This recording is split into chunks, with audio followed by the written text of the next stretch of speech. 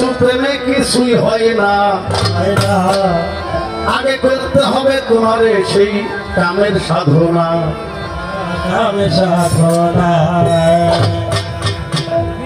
80 বছর প্রেম করলো এইসব জোরেকা, ঠিক না? আপনারা শুনবেন। ছিল ছড়ি হয়ে গেল বুড়ি, রাস্তার ধারে বসে একটি তসবিহ হাতে করে জুলেখা ইউসুফ ইউসুফ নাম ধারণ করতেছে, জপনা করতেছে। তখন ইউসুফ আলাইহিস সালাম ছিলেন মিশরের খাদ্যমন্ত্রী। ঘোড়ায় চড়িয়া যায়, ঘোড়াই থেকে শব্দ শুনে কে যেন ইউসুফ ইউসুফ বলতেছে সবাই। ঘোড়া থামে লক্ষ্য করলেন যে আমার নাম তো ইউসুফ, ইউসুফ ইউসুফ করে কে? দেখি তো। নিচের দিকে লক্ষ্য করে দেখলেন অন্ধ বুড়ি একটি তসবিহ হাতে লইয়া ইউসুফ ইউসুফ করতেছে তার বন্ধু লাগিয়া।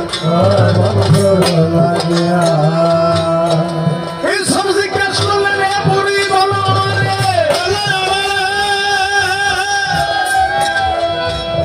তুমি ইউসুফ ইউসুফ বলো, কোন ইউসুফকে স্মরণ করো জানাও আমারে।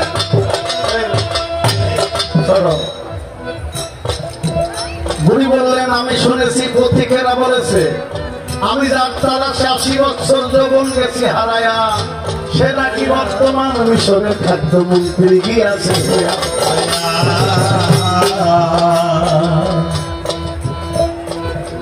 কোন নবী রাসূল পীর বংশী ধরে আল্লাহ মিথ্যা বলে নাই। সঙ্গে সঙ্গে ইউসুফ আলাইহিস সালাম বললেন, তাই যদি হয় আমি তো সেই তোমার কাঙ্ক্ষিত ইউসুফ। যারা খাবার বলেন তাই যদি হয় তুমি কোথায়? বলে আমি ঘোড়ার পৃষ্ঠে। বলে তোমার চাবুকটা আমার হাতে ধরে দাও। যেই ধরে দিয়েছে অন্ধকার জঙ্গল আলোকিত হয়েছে, এটাও কাম।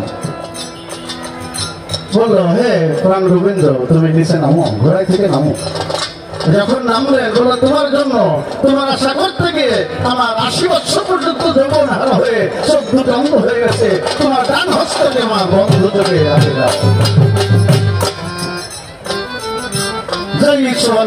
ডান হস্তকে জুলেখার অন্ধ চোখে বলিয়ে দিলেন, সঙ্গে চোখ ভালো হয়ে গেল। বলেন সুবহানাল্লাহ, এটাও কাম। বললো, বন্ধু এটাও শেষ না, আমি যৌবন হারিয়ে ফেলেছি, সুতরাং তুমি পূর্ণ ভাণ্ড আমার বুকের সাথে বুক দিয়ে আলিঙ্গন করো।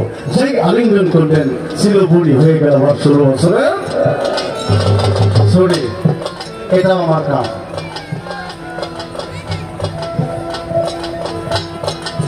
তাহলে বুড়ি যিনি তিনি ছড়িতে রূপান্তরিত হতে পারে যদি কামের সোহা বা কামের বাতাস তার গায়ে লাগে। কামের বাতাস লাগে তো কি একটি মানুষের দেহে পরিবর্তন হয়।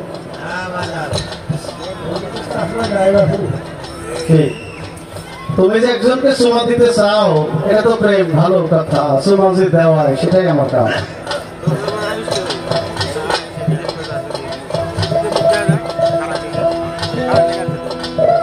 তাই কামের মাঝে সকল কিছু দেখো, কামের মাঝে সকল কিছু প্রেমে কি হয় বলো না।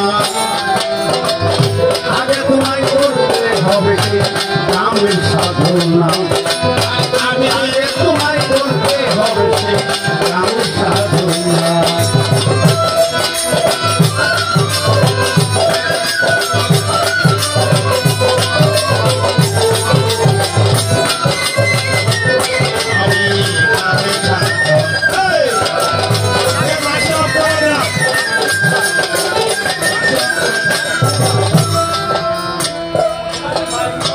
কামের মধ্য নয় ত্রিভুবন,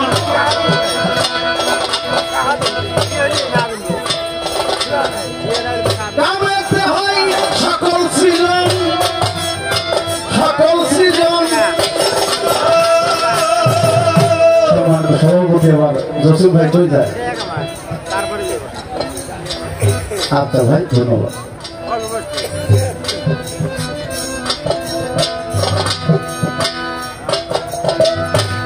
মত্ত এই ত্রিভুবনে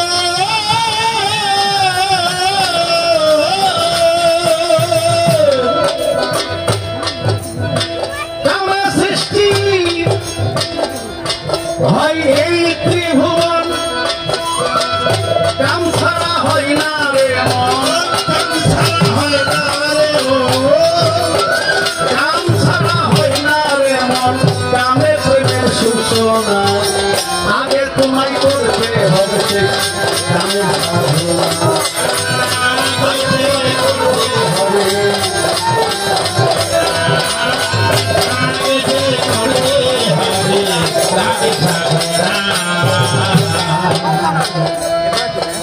সেখান সনাতন ধর্মের মানুষ এখানে তো একটা আছে আছে ছোট ভাই ভাই ওনাদের জন্য কিছু বলি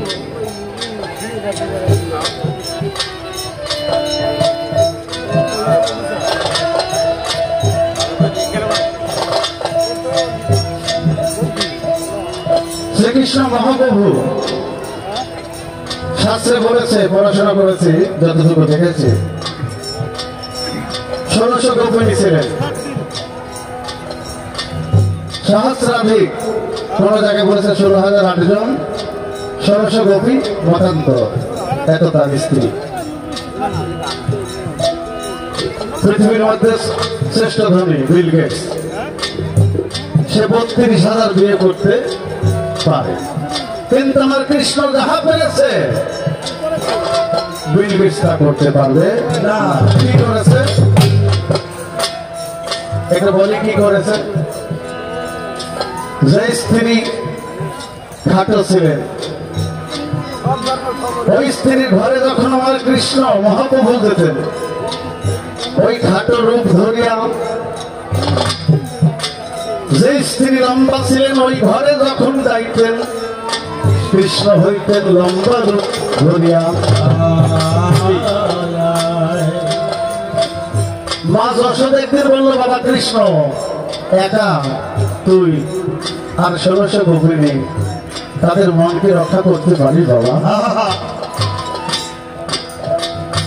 বলল মা আপনি গভীর রাত্রিতে গোপীদের কোন দিকে আমাকে রাখতে দেন যশোদা গিয়ে 1 নম্বর কক্ষ বললেন বাবা কৃষ্ণ আসো ঘর থেকে কৃষ্ণ বললেন মা আমি আছি দ্বিতীয় কক্ষে ডাক দিলেন বাবা কৃষ্ণ আছি এই মতো করে 1600 কক্ষে যাব বলল মা আছি ইহাতে মায়ের সন্দেহ মিটল না মা ভাবল হয়তো এক ঘরের সঙ্গে অন্য ঘরের দরজা বা যোগাযোগ আছে ব্রজের গোপীদেরকে বললেন মা তোমরা বলো আমার কৃষ্ণকে তোমাদের সঙ্গে রাস মিলন করেছে প্রতিটা গোপী সেদিন বলেছিল হ্যাঁ মা প্রভু শ্রীকৃষ্ণ আমাদের সবার সঙ্গেই রাস মিলন করেছে কামের মাধ্যমে রাস মিলন রাস শব্দ কি দেহ আর তরিকার মধ্যে বলেছে জীবাত্মার সাথে পরমাত্মার মিলন এটাও কাম জাতের সঙ্গে সেবাতের মিলন এটাও কাম গুণের সঙ্গে ভক্তের মিলন এটাও কাম চোখে চোখে দর্শন এটাও কাম দৈহিক মিলন এটাও কাম পৃথিবীটাই কামে মত্ত সঠিক বলেছে কামে মত্ত রাই ত্রিভুবন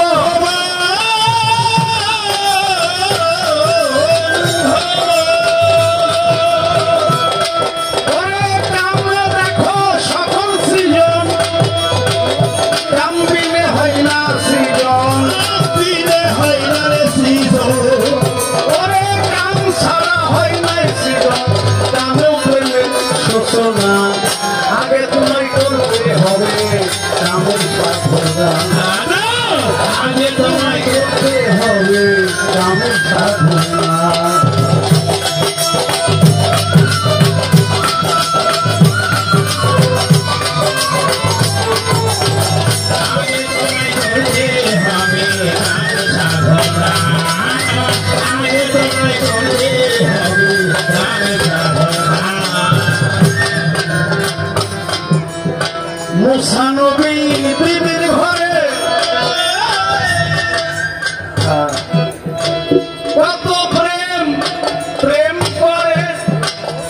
প্রিয় শিকার, এটা জানেন আপনারা?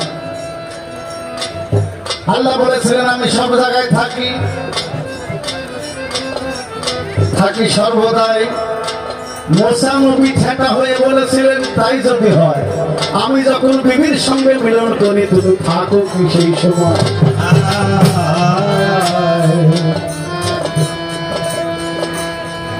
আল্লাহ বললেন তখনও। মুসা বললেন আল্লাহ তোমার লজ্জা লাগে না? আল্লাহ বললেন ঠিক আছে আজকে যাবো না, যাও। মুসা বাড়িতে গেলেন, বিবিকে বললেন you come to ready for enjoy. কত প্রেম, কত আলিঙ্গন, প্রেমের যত সাবজেক্ট ছিল কি সব অ্যাপ্লাই করলো, কিন্তু কাজ হয় নাই। কি বলে আল্লাহ সত্তা যখন কি শক্তি স্বরূপ এসে মৈথন হলেন, একত্রিত হলেন, তখন মোসাফির হতে পারল। তারা কামের মাঝে স্রষ্টাও আছে না? নাই, আমি বলি নাই, দলিল আছে, আপনারা মানবেন কিনা জানি না। মুসা নবী বিবির ঘরে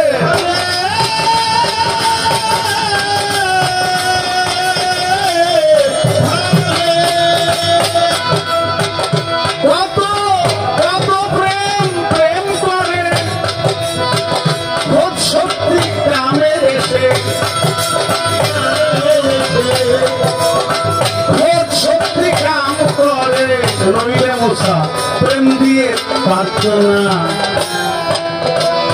আগে তোমায় করতে হবে আমার কামের সাধনা।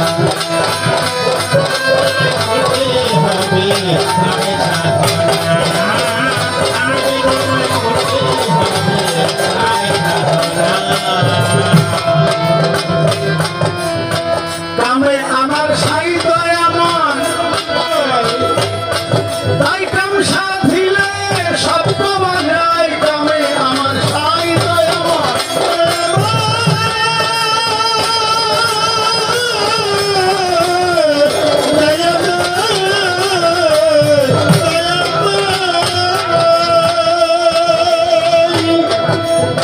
কাম সাধিলে শব্দ বাজায়, হরিতে তাই বলে সবাই,